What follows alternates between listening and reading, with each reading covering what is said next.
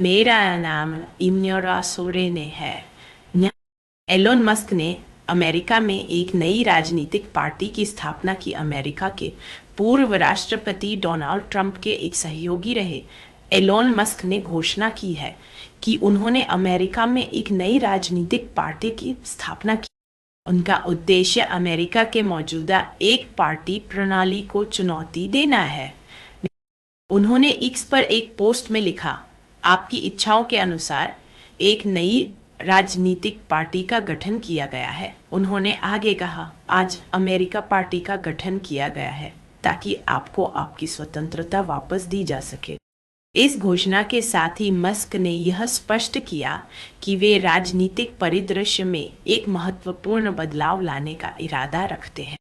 यह महत्वपूर्ण घोषणा ट्रंप द्वारा कल हस्ताक्षरित एक कर कटौती और खर्च विधेयक के बाद आई है, जिसका मस्क ने तीव्र विरोध किया।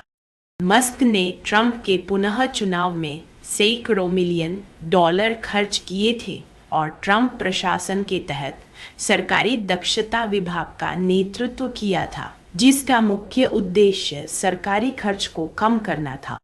लेकिन उनके बीच इस विधेयक को लेकर मतभेद हो गए हैं, जिसके चलते वे एक दूसरे से दूर हो गए हैं।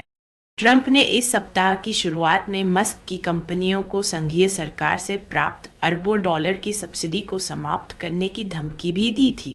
मस्क ने पहले कहा था कि वे एक नई राजनीतिक पार्टी शुरू करेंगे और उन राजनीतिज्ञों को अपदस्थ करने के लिए धन खर्च करेंगे जिन्होंने इस विधेयक का समर्थन किया। गणराज्यवादी चिंतित है कि मस्क और ट्रंप के बीच चल रहे इन मतभेदों से 200 के मध्यावधि कांग्रेस चुनावों में उनकी बहुमत की रक्षा के प्रयासों को नुकसान हो सकता है। यह स्थिति अमेरिका के राजनीतिक परिदृश्य में एक नया मोड़ ला सकती है, जहां मस्क की पार्टी नए विचारों और दृष्टिकोण को पेश कर सकती है।